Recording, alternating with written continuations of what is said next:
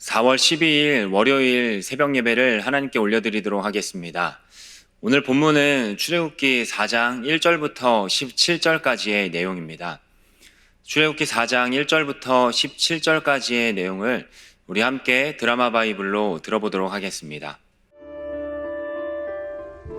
모세가 대답하여 이르되 그러나 그들이 나를 믿지 아니하며 내 말을 듣지 아니하고 이르기를 여호와께서 내게 나타나지 아니하셨다 하리이다. 내 손에 있는 것이 무엇이냐? 지팡이니이다. 그것을 땅에 던지라. 곧 땅에 던지니 그것이 뱀이 된지라. 모세가 뱀 앞에서 피하매 여호와께서 모세에게 이르시되 내 손을 내밀어 그 꼬리를 잡으라. 그가 손을 내밀어 그것을 잡으니 그의 손에서 지팡이가 된지라. 이는 그들에게 그들의 조상의 하나님 곧 아브라함의 하나님, 이삭의 하나님, 야곱의 하나님 여호와가 내게 나타난 줄을 믿게 하려 함이라. 내 손을 품에 넣으라. 그가 손을 품에 넣었다가 내어보니 그의 손에 나병이 생겨 눈같이 된지라. 내 손을 다시 품에 넣으라. 그가 다시 손을 품에 넣었다가 내어보니 그의 손이 본래 살로 되돌아왔더라. 만일 그들이 너를 믿지 아니하며 그 처음 표적의 표징을 받지 아니하여도 나중 표적의 표징은 믿으리라. 그들이 이 두 이적을 믿지 아니하며 내 말을 듣지 아니하거든 너는 나일 강물을 조금 떠다가 땅에 부으라. 네가 떠온 나일 강물이 땅에서 피가 되리라. 오 주여, 나는 본래 말을 잘 하지 못하는 자니이다. 주께서 주의 종에게 명령하신 후에도 역시 그러하니 나는 입이 뻣뻣하고 혀가 둔한 자니이다. 누가 사람의 입을 찌었느냐? 누가 말 못하는 자나 못 듣는 자나 눈 밝은 자나 맹인이 되게 하였느냐? 나 여호와가 아니냐? 이제 가라. 내가 네 입과 함께 있어서 할 말을 가르치리라. 오 주여, 보낼 만한 자를 보내소서. 여호와께서 모세를 향하여 노하여 이르시되 레위 사람 내 형 아론이 있지 아니하냐? 그가 말 잘하는 것을 내가 아노라. 그가 너를 만나러 나오나니 그가 너를 볼 때에 그의 마음에 기쁨이 있을 것이라. 너는 그에게 말하고 그의 입에 할 말을 주라. 내가 네 입과 그의 입에 함께 있어서 너희들이 행할 일을 가르치리라. 그가 너를 대신하여 백성에게 말할 것이니 그는 내 입을 대신할 것이요 너는 그에게 하나님같이 되리라. 너는 이 지팡이를 손에 잡고 이것으로 이적을 행할지니라. 오늘 본문을 보면은 모세는 참 현실적인 사람이다 라는 생각이 듭니다. 3장에서 자기의 그 자격을 의심했는데 하나님이 함께 하실 것이다 라는 그 약속을 보장받습니다. 그럼에도 불구하고 이 4장에 나와 있는 이 모세의 모습은 아직 그 순종의 모습이 아닙니다. 모세 자신이 아무리 생각을 해보아도 이스라엘 백성들 그 누구도 자신을 믿을 것 같지 않다라는 생각이 들었기 때문입니다. 그 이유가 있는데 그 이유는 바로 두 가지입니다. 첫 번째로 그 백성들의 불신에 대한 염려가 있었고, 그리고 두 번째로 자신이 말을 못한다, 또 혀가 뻣뻣하다 라는 그 두 가지 이유를 대면서 하나님께 나아가고 있습니다. 오늘 이 두 가지 측면을 바라보면서 그 하나님의 말씀에 대한 은혜를 나누기 원하는데요. 지금 모세의 상황은 애굽왕 바로를 피해서 40년이란 시간을 광야에서 생활했습니다. 40년이 지난 이후에 갑자기 백성들 앞에 나타나서 내가 우리 조상의 하나님을 만났다라고 이야기를 하면은 이 부분에 대하여 믿을 만한 사람이 얼마나 있을까요? 또 애굽왕 바로 앞에 나아가서 내가 우리 백성들과 함께 하나님을 예배하러 광야로 나아가겠다, 즉 출애굽을 하겠다라고 말한다면은 이 바로는 그냥 콧방귀를 뀌지 모세의 말을 듣지 않을 것이 뻔했기 때문입니다. 그 누구도 이 모세의 말을 믿지 않을 거다 라는 생각과 마음이 있었기 때문에 모세는 오늘 4장에서 하나님께 하소연을 하고 있습니다. 그래서 하나님께서는 모세가 이러한 질문을 할 것이라는 것을 예상이라도 한 듯이 모세에게 너는 하나님의 종이다 라는 3가지 표적과 또한 이적을 보여주십니다. 첫 번째 표적은 모세의 손에 들린 그 지팡이를 던졌을 때 뱀이 되는 기적입니다. 그리고 그 뱀의 꼬리를 잡았을 때 다시 지팡이가 되는 놀라운 기적이었습니다. 그리고 두 번째는 모세의 손을 넣었을 때, 품에 넣었을 때 나병이 생기고 또 눈과 같이 희게 되었고 다시금 그 손을 모세의 품에 넣었을 때 원래의 살로 되돌아오는 기적을 행하십니다. 그리고 세 번째로 나일강에 물을 떠서 땅에 부으면 그 물이 피로 변하는 기적을 행하십니다. 하나님은 모세에게 이 3가지 기적을 보여줍니다. 여기서 우리가 알아야 할 것은 하나님께서는 분명히 한 가지 기적만으로도 충분하셨을 텐데 이 모세에게 3가지 기적을 보여주신다라는 사실입니다. 그 이유는 바로 한 번의 기적으로는 백성들이 이 모세의 말을 믿지 않기 때문이죠. 우리가 사는 세상도 사람들이 그 말을 잘 믿지 않습니다. 우리의 생각보다 잘 믿지 않습니다. 그것을 하나님께서는 미리 알고 계셨던 것처럼 8절과 9절에 이렇게 이야기를 하고 있습니다. 8절을 보게 되면은 여호와께서 이르시되 만일 그들이 너를 믿지 아니하며 그 처음 표적의 표징을 받지 아니하여도 나중 표적은 믿으리라. 이 두 번째 표적을 보여주시면서 이렇게 이야기를 하십니다. 그리고 9절에 그들이 이 두 이적을 믿지 아니하며 내 말을 듣지 아니하거든. 그러면서 세 번째 표적을 행하시기 전에 이 말을 하고 있는 것을 보면은 우리는 알 수 있습니다. 앞에서 이야기했던 것처럼 사람들은 잘 믿지 않습니다. 예나 지금이나 모세가 살던 시대나 우리가 살고 있는 이 시대나 동일합니다. 그래서 아주 특별한 표적을 한두 번만 봐도 의심하는 사람들이 있는 것이죠. 우리도 이 모세 시대의 한 사람이라면 쉽게 믿어지지 않았을 것입니다. 지팡이를 든 사람이 갑자기 나타나서 내가 하나님을 만났다. 내가 조상의 하나님, 아브라함의 하나님, 이삭의 하나님, 야곱의 하나님을 만났다. 우리 함께 출애굽하자 라고 이야기를 한다면은 그 누가 그 말을 믿겠습니까? 지금 애굽왕 바로는 신과 같은 존재이고 또 자신들은 노예에 불과한데 우리 출애굽하자 라는 이 말은 우리 반역하자, 우리 죽으러 가자 라는 말이고 이 반역과 심판과 박해받을 것이 불보듯 뻔한데 이것을 믿을 만한 사람이 몇 명이나 되겠느냐는 말입니다. 아마 백성들은 이렇게 말한 모세에게 미친 사람 취급을 하겠죠. 그렇기 때문에 모세는 사람들이 나를 믿지 않을 것입니다. 아무도 저를 믿지 않을 것입니다. 라는 생각을 하면서 하나님께 하소연을 하고 있는 것입니다. 그렇기 때문에 이 자신을 믿지 않을 것 같은 상황 속에 있다라고 생각을 하니까 모세의 마음속에 무엇이 있었냐면은 내가 하나님께 받은 특별한 사람이다라는 이 표정이 있어야 합니다. 그렇기에 나를 믿을 만한 권세를 주십시오라고 하나님께 하소연하면서 또 하나님께 요구를 하고 있는 것입니다. 이 요구에 하나님은 보여주십니다. 바로 그 놀라운 3가지 기적을 말이죠. 그런데 우리가 중요하게 알아야 하는 것은 내가 그러한 권세를 가지고 있다 하더라도 그것을 누가 행하냐면은 바로 하나님이 행하신다라는 사실입니다. 우리는 하나님이 사용하시는 이 도구와 또한 이 통로에 불과합니다. 모세는 하나님이 사용하시는 이 도구와 통로에 불과한 것입니다. 하나님께서 이 모세에게 행하신 특징들, 또 앞으로 행하실 그 일들, 이것은 모세의 기적이 아니라는 것이죠. 물론 이 모세의 손에 들고 있었던 이 모세의 지팡이 모세의 것입니다.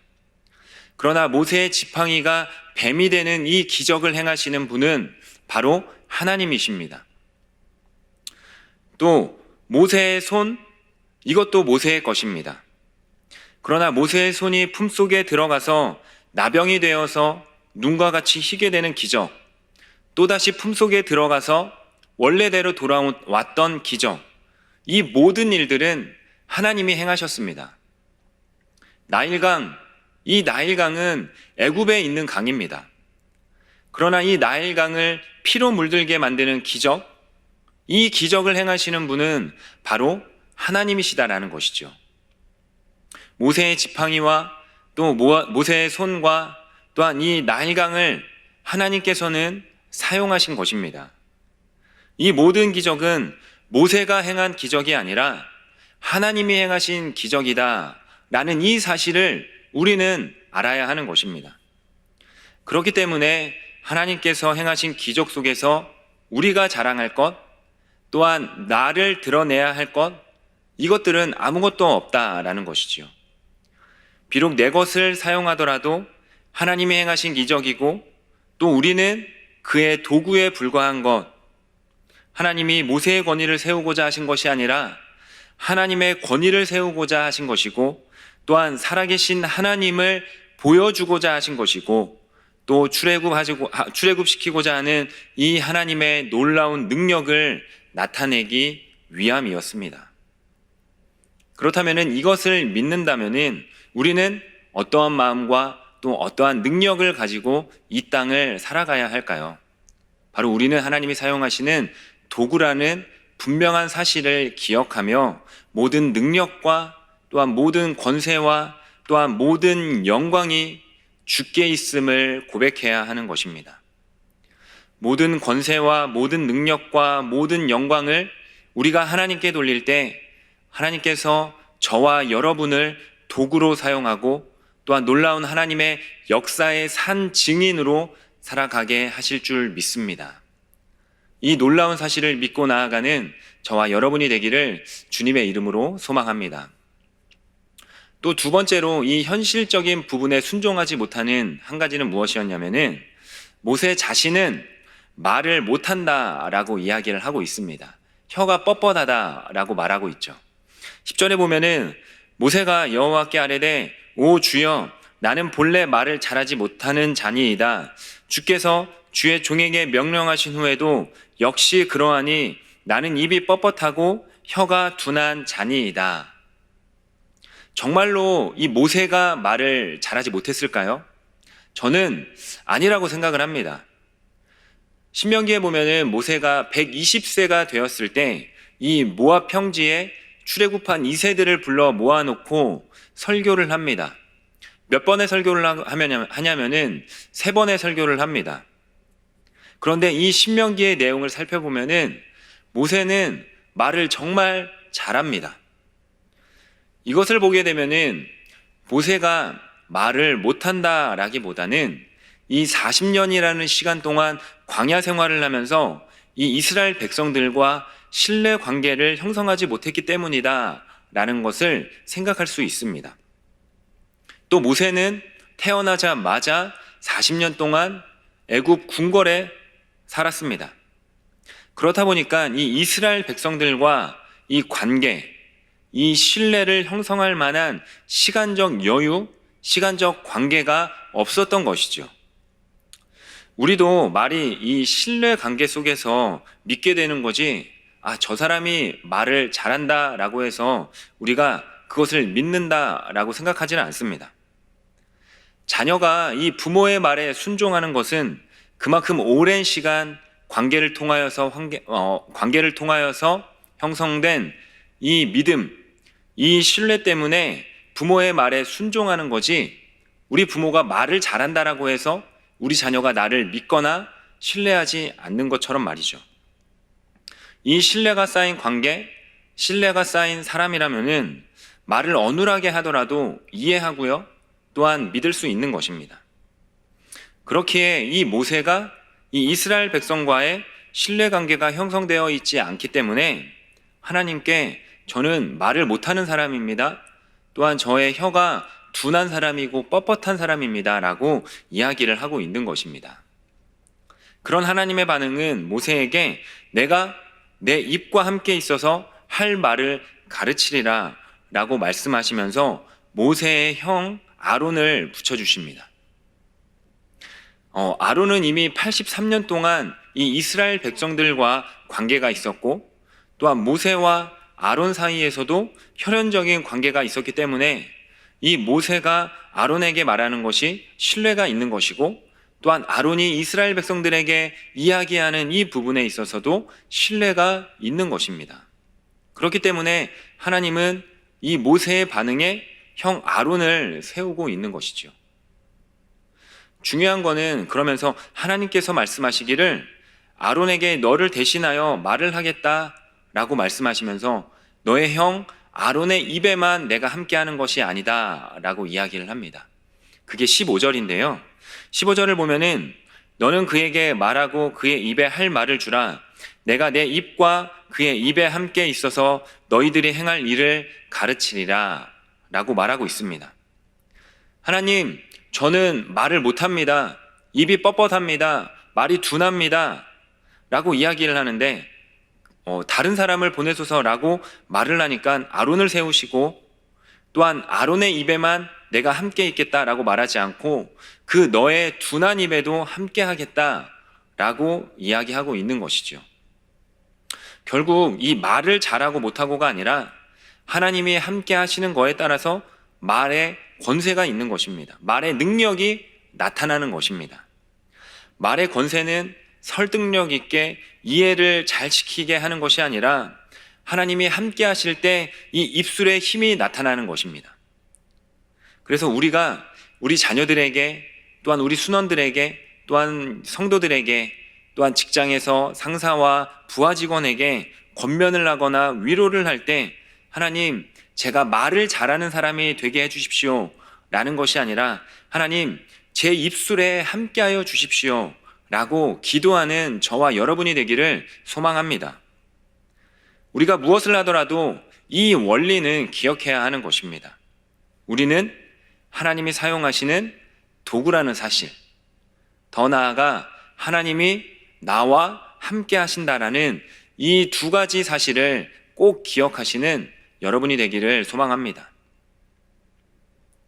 우리 자녀들에게 뭐가 능력일까 생각을 해봤습니다. 재능이 많은 게 능력일까? 아니면 지혜로운 게 능력일까?